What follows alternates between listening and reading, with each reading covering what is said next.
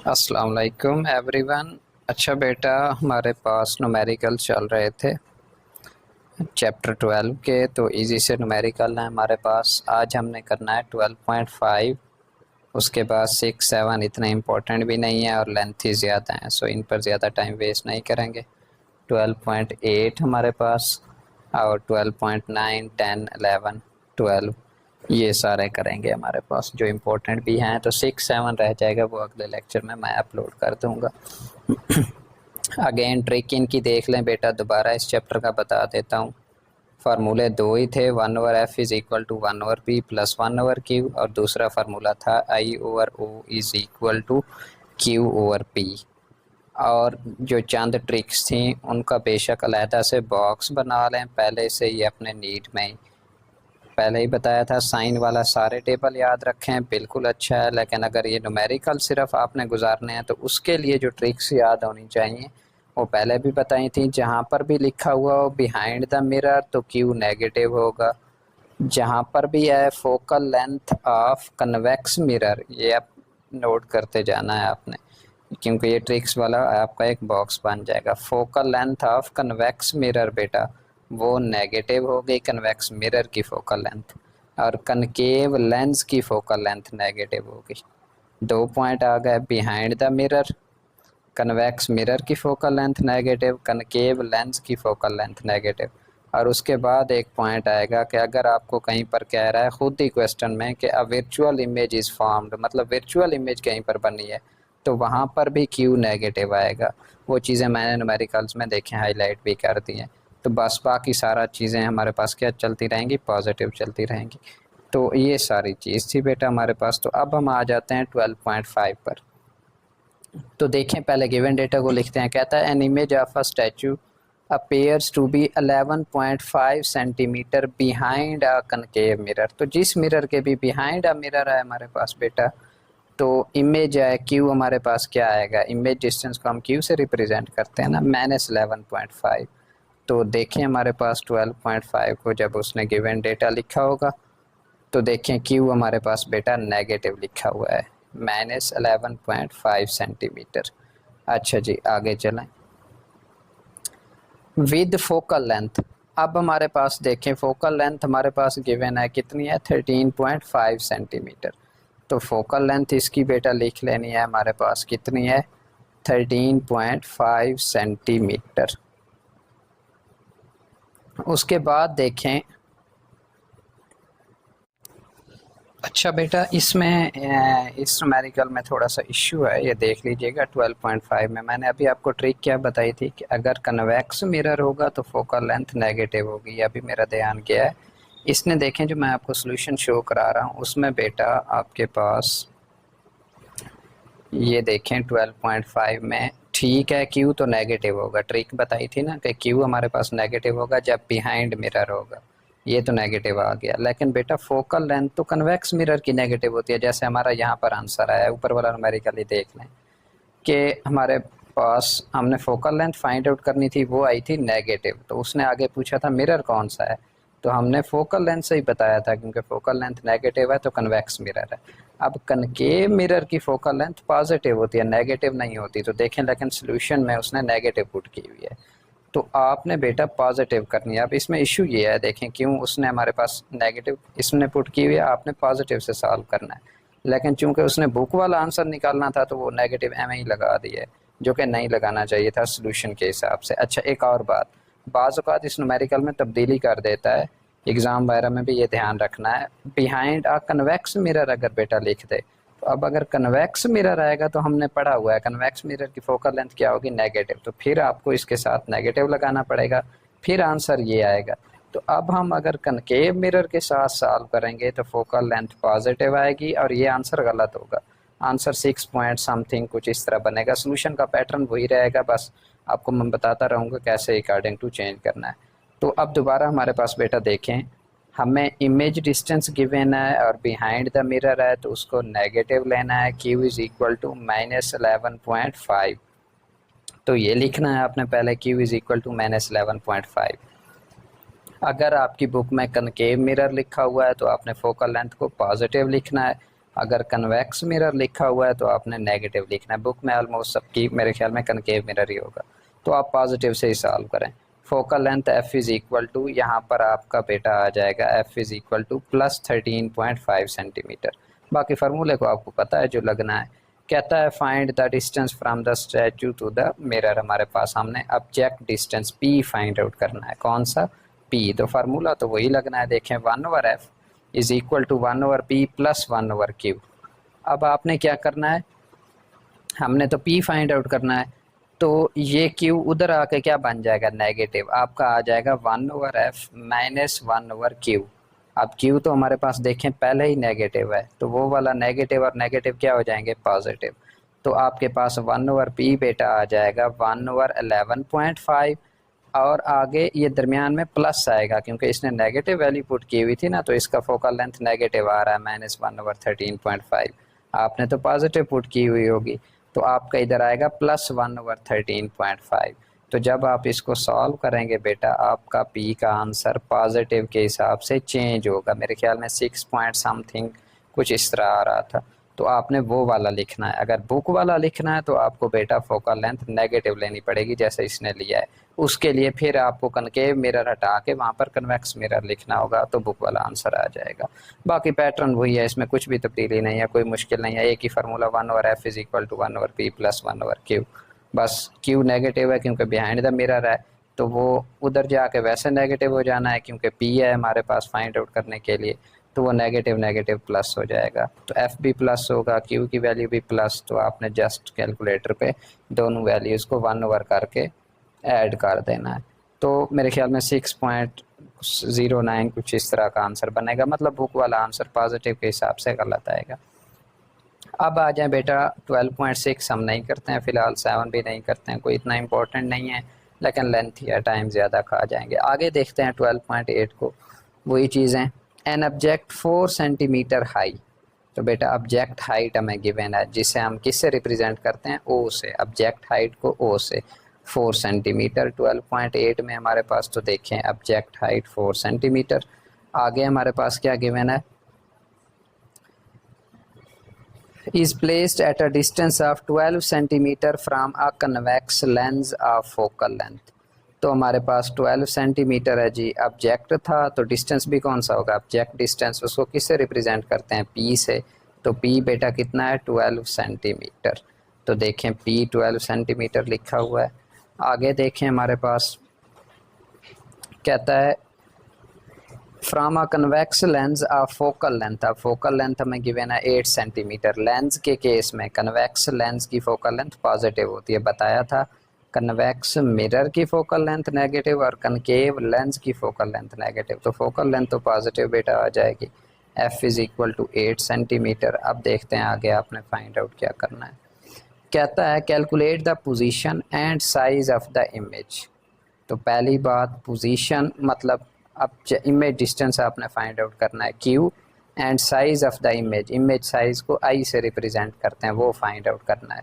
वो जब find out हो जाएगा तो आपको पता है कन्वेक्स लेंस है, उसकी आपको पता है इमेज कैसी बनती है कन्वेक्स लेंस की, वो तो सीधा सीधा यही लिख देना है। बाकी हम इनकी कैलकुलेशन करते हैं। देखें बेटा, अब हमारे पास हमने तो दो ही पूरे फार्मूले पढ़े हुए हैं। एक है 1/f is equal to 1/p plus 1/q। अब मैंने तो q फाइंड आउट करना था, इमेज डिस्टेंस। p भी मुझे गिवन है, देखें f भी गिवन है, तो p को उधर ले जाएं माइनस हो जाएगा, और 1/f माइनस 1/p आपके पास आ जाएगा, आपके पास q की वैल्यू आ जाएगी। 1/q इज इक्वल टू, देखें इसको सॉल्व आउट किया है तो q आपके पास बेटा क्या आ जाएगा? 24 सेंटीमीटर। बी पार्ट था, हमें इमेज हाइट फाइंड आउट करनी थी, तो उसका फार्मूला होता है I/O, दूसरा जो हमने फार्मूला पढ़ा था, इज इक्वल टू Q/P। अब Q भी आपके पास आ गया है, P आपके पास पहले से था, O भी आपके पास था गिवन डेटा में, तो आपने तो I फाइंड आउट करना है। तो यहाँ से I की वैल्यू बेटा क्या आ जाएगी? 8 सेंटीमीटर आ जाएगी। तो ये भी बिल्कुल पुराने न्यूमेरिकल्स की तरह ही है। अब आ जाए बेटा 12.9 पर। हमारे पास कहता है एन ऑब्जेक्ट 10 सेंटीमीटर हाई। तो हाइट कितनी है? ऑब्जेक्ट हाइट है, उसको अगेन ओ से रिप्रेजेंट करेंगे 10 सेंटीमीटर। तो हम लिखेंगे इसको ऑब्जेक्ट हाइट, देखें 10 सेंटीमीटर। आगे चलें, placed at a distance of 20 centimetre. अब यहाँ पर ऑब्जेक्ट की बात हो रही है ना, तो ये डिस्टेंस भी कौन सा होगा, ऑब्जेक्ट डिस्टेंस। पी कितना है, 20 सेंटीमीटर। तो देखें हमारे पास पी कितना है, 20 सेंटीमीटर। आगे कहता है फ्रॉम अ कनकेव लेंस। अब लेंस कौन सा है, कनकेव लेंस, तो उसकी फोकल लेंथ क्या होगी, नेगेटिव। यह भी ट्रिक में देखा था। तो फोकल लेंथ है 15 सेंटीमीटर। अब इसके साथ देखें नेगेटिव लिखा हुआ है, ये लाजमी लिखना है वरना आंसर गलत हो जाते हैं, आपको पता है। तो आगे हमारे पास calculate the position and size of the image. देखें बिल्कुल यही का यही नहीं है, numerical copy pasted. Position and size of the image, तो मतलब पोजीशन ऑफ इमेज का मतलब क्या है, distance of image find out करना है। एक तो क्यू फाइंड आउट करना है, एक आई फाइंड आउट करना है। बिल्कुल पिछला न्यूमेरिकल है हमारे पास, सेम कॉपी पेस्टेड। तो देखिए हम उसमें पहला फार्मूला लगाएंगे 1/f is equal to 1/p plus 1/q। हमें p भी गिवन है, हमें f भी गिवन है, उसके साथ नेगेटिव भी लगा हुआ है। तो हमने q फाइंड आउट करना है। जस्ट इक्वेशन को इधर ले आएँ, हमारे पास एलसीएम वगैरह लें और q का आंसर निकालें। ये q आपके पास बेटा जब आ जाएगा तो अब दूसरा फार्मूला लगाना है इमेज हाइट फाउंड आउट करने के लिए, वो है I/O is equal to Q/P। अब I ओवर O की वैल्यू भी आपको गिवन डेटा में थी हमारे पास, Q की वैल्यू भी थी, P की वैल्यू भी थी। Q की वैल्यू हमने अभी ये फाइंड आउट की है ना हमारे पास, इसमें फाइंड आपने पुट करनी है। लेकिन देखें पॉजिटिव पुट किया, इमेज हाइट बेटा कैलकुलेट कर रहे हैं ना, तो उसमें तो नेगेटिव नहीं ला सकते। लिख दें भी कोई इशू नहीं बनेगा, जैसे आप लेंथ नेगेटिव लिख दें तो अगला खुद ब खुद ही समझ जाता है कि वो नेगेटिव तो नहीं हो सकती। तो I इज़ इक्वल टू आपके पास बेटा आ जाएगा 4.28 सेंटीमीटर। तो ये था हमारे पास 12.9। सब में देखें फार्मूले सेम है, बस जस्ट वैल्यूज़ चेंज है। अब आ जाएं बेटा हमारे पास 12.10 पर। कहता है अ convex lens of focal length. अब कौन सा लेंस है, कन्वेक्स, कनकेव तो नहीं है, इसलिए फोकल लेंथ क्या होगी, पॉजिटिव 6 सेंटीमीटर। 10 में हमारे पास देखें f 6 सेंटीमीटर लिखा हुआ है, पॉजिटिव वैल्यू लिखी हुई है। Is to be use to form a virtual image. अब ये भी लफ्ज़ बताया था कि जहाँ पर वर्चुअल इमेज लिखा होगा वो खुद बताएगा कि वर्चुअल इमेज इससे बन रही है, तो साइन क्या आएगा, नेगेटिव। अब इसको अच्छे तरीके से पढ़ें। Is to be use to form a virtual image, image virtual जो बनती है 3 time the size of object. अब इसको किस तरह लिख सकते हैं, देखें हमारे पास फार्मूला होता है Q/P, लिख सकते हैं I/O is equal to Q/P। तो इसने खुद ही हमें रेशियो बताई है ना, देखें is use to form a virtual image 3 time the size of object. तो हमारे पास image size over object size होता है ना Q/P, तो वो हमारे पास क्या है, 3 टाइम है as compare to size of object. तो यही हमने इधर लिखा है Q/P is equal to I/O होना चाहिए ना, तो I उसने कहा है 3 टाइम है, ओवर हमारे पास 1। अब इसके साथ नेगेटिव लगा दें, क्यों, क्योंकि हमारे पास Q is equal to 3P आप लिख देंगे। जब Q 3P आप लिखेंगे यहाँ से, फिर आपको पता होना चाहिए, ट्रिक हमने पढ़ी थी कि वर्चुअल इमेज बन रही है तो Q क्या आएगा, नेगेटिव आएगा। तो ये देखें हमारे पास आगे -3P लिख दिया। बस ये कैलकुलेशन है हमें, बाकी ये तो गिवन डेटा है। दो formula 1/f is equal to 1/p plus 1/q, I/O is equal to Q/P। अब उसने खुद ही बता दिया कि इमेज 3 टाइम है, तो मतलब 3 और ऑब्जेक्ट कितना होगा फिर 1, क्योंकि उसी का 3 टाइम है ना, तो Q/P यहाँ से Q निकाल लेंगे। नेगेटिव क्यों लगाया, क्योंकि वर्चुअल इमेज है। Where must be lens placed, तो हमने बेटा हमारे पास इसमें क्या कैलकुलेशन करनी है, लेंस कहाँ पे प्लेस्ड करना है। आप ऐसा समझे हमारे पास जो ऑब्जेक्ट डिस्टेंस है वो हमने फाइंड आउट करना है कि लेंस कहाँ पर रखें हमारे पास, उसका क्या यही मतलब है ना कि ऑब्जेक्ट से कितने डिस्टेंस पर रखें, तो ऑब्जेक्ट डिस्टेंस फाइंड आउट करना है। तो देखें बेटा 1/f is equal to 1/p plus 1/q, वही फार्मूला। q भी आपने कैलकुलेट कर लिया, p आपको हमारे पास गिवन है, तो p हमने फाइंड आउट करना है। f भी आपको देखें गिवन है 6 सेंटीमीटर, तो यहाँ से निकाल सकते हैं एलसीएम के थ्रू हमारे पास, और क्रॉस मल्टीप्लिकेशन, तो p क्या आ जाएगा, 4 सेंटीमीटर आ जाएगा। उसके बाद हमारे पास है 12.11 बेटा। देखें इसको देखते हैं, इसमें समझना है थोड़ा सा, इसने जो है ना मेथड थोड़े से डिफ़िकल्ट मेथड से किया है, एक्चुअल मेथड से सॉल्यूशन में नहीं किया है। और भी 2-4 मैंने सॉल्यूशन देखे हैं इस न्यूमेरिकल के, लेकिन वो एक्चुअल सॉल्यूशन से नहीं हुए पड़े। तो इसको अच्छे तरीके से समझना है, मैं पैटर्न बताता जाऊंगा, उसी तरीके से आपने नोट करते जाना है, थोड़ी सी एडिटिंग करनी है, ऐसे समझें। कहता है a ray of light from air is incident on a liquid. अब ये याद रखना है कि रे जो है आपकी लेज़र लाइट की, ऐसे समझे, वो कहाँ से आ रही है, एयर से। इस केस में एयर से किसकी तरफ, लिक्विड की तरफ, ठीक है, एयर से लिक्विड की तरफ आ रही है at an angle of incidence. तो एंगल ऑफ इंसिडेंस कौन सा है, 35 डिग्री। अब आपको पता है एंगल ऑफ इंसिडेंस को आई से रिप्रेजेंट करते हैं, तो आई बेटा कितना है, 35 डिग्री। अब आगे देखें, calculate the angle of refraction. Angle of refraction को आर से रिप्रेजेंट करते हैं, तो हमने क्या फाइंड आउट करना है, एंगल ऑफ रिफ्रैक्शन जिसे आर से रिप्रेजेंट करना है। आप नीचे लिखेंगे इसमें r is equal to find out करना है। अच्छा जी, आगे हमारे पास if the refractive index of the liquid is 1.25, और रिफ्रैक्टिव इंडेक्स लिक्विड का देखें बता रहा है, किसका, लिक्विड का। हमारे पास लिक्विड का रिफ्रैक्टिव इंडेक्स कितना है, हमारे पास 1.25 है। और एयर का आपको पता होना चाहिए, रिफ्रैक्टिव इंडेक्स एयर का कितना होता है, 1। इसका कितना है हमारे पास, 1.25 है। इसका मतलब ये जो लाइट ट्रैवल कर रही है, लाइट दो वे से ट्रैवल करती है, या तो रेयर टू डेंसर मीडियम या डेंसर टू रेयर, दो केसेस ही हमारे पास हो सकते हैं। तो एयर का है रिफ्रैक्टिव इंडेक्स 1, लिक्विड का है 1.25, हमें क्वेश्चन में ही गिवन है। तो इसका मतलब इतने तक जो लाइट बेटा ट्रैवल कर रही है वो rare medium to denser medium हमारे पास ट्रैवल कर रही है, ये याद रखना है। अब एन हमारे पास क्या है, 1.25 है, ये पुट कर दिया है, एन हमारे पास 1.25, और हमने क्या फाइंड आउट करना है, angle of refraction find out करना है, ये बात याद रखनी है। तो बेटा फार्मूला तो वही स्नेल्स लॉ हमारे पास लगना है, लॉज ऑफ रिफ्रैक्शन में हमने स्नेल्स लॉ पढ़ा था, वही लगना है। एन इज इक्वल टू, वो कहता है sine i over sine are.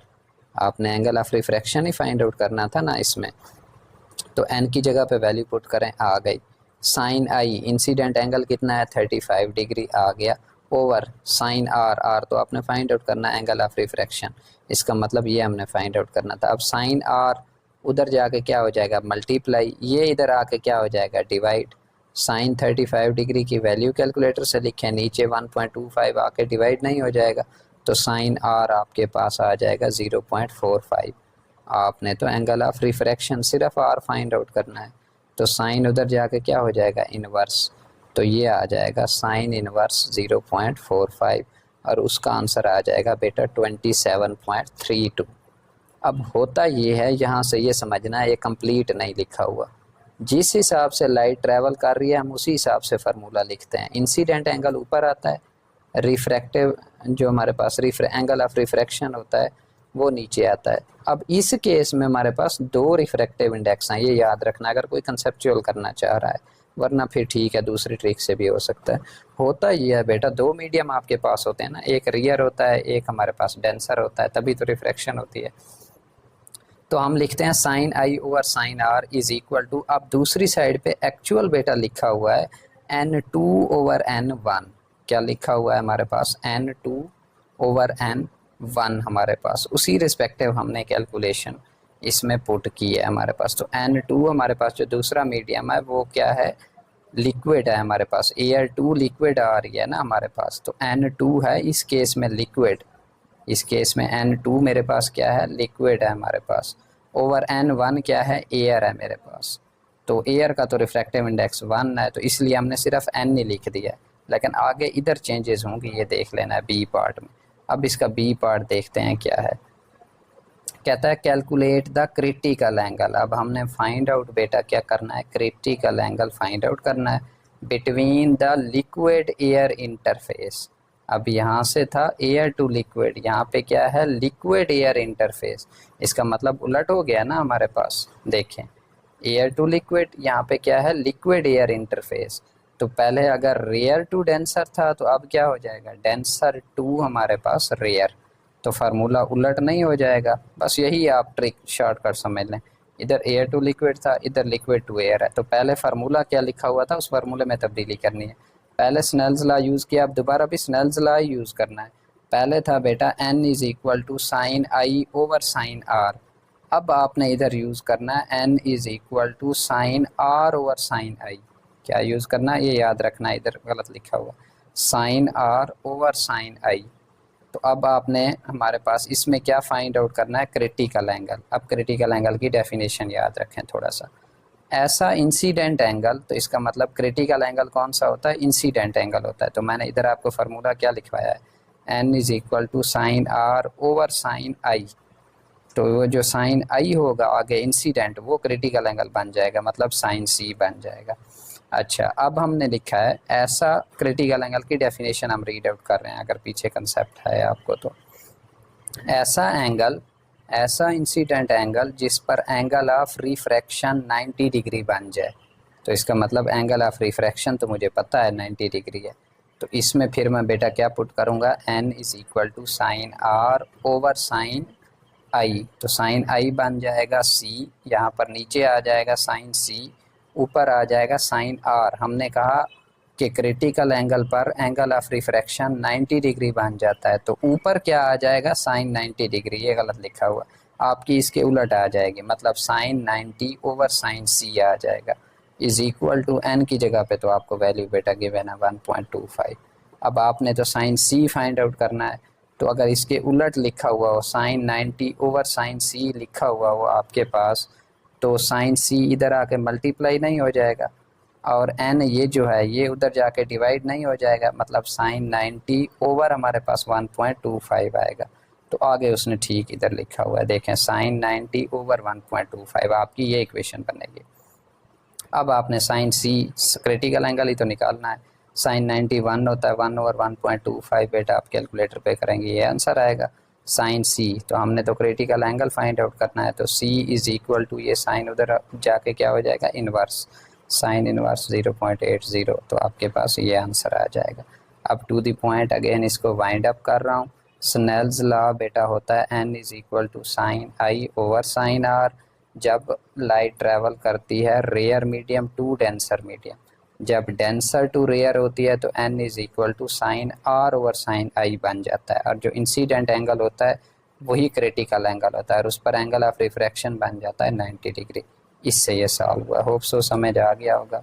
अच्छे तरीके से बेटा इनको कर लेना है। इसमें इश्यूज़ थे देखें 12.5 में, ये नेगेटिव नहीं लगाना है। अगर आपकी बुक में कन्वेक्स मिरर लगा हुआ है तो फिर लगा दें, तो फिर उसी तरीके से सॉल्व आउट करना है। बाकी न्यूमेरिकल आसान थे, कोई मुश्किल नहीं है। तो जो बाकी रह गए हैं उनका अलग से लेक्चर बना दूंगा बेटा। उसमें हमारे पास मेरे ख्याल में ये 12.12 रह गया एक, और 6-7 रह गया, 6-7। ये 3 लेंथ ही हैं, बस टाइम वेस्टिंग ही है। जो इम्पोर्टेंट हैं उनमें सिर्फ ऐसे समझे 12.12 ही रह गया है। तो इनको अच्छे तरीके से कर लीजिएगा। मिलते हैं अगले लेक्चर में। ओके जी, खुदा हाफिज़।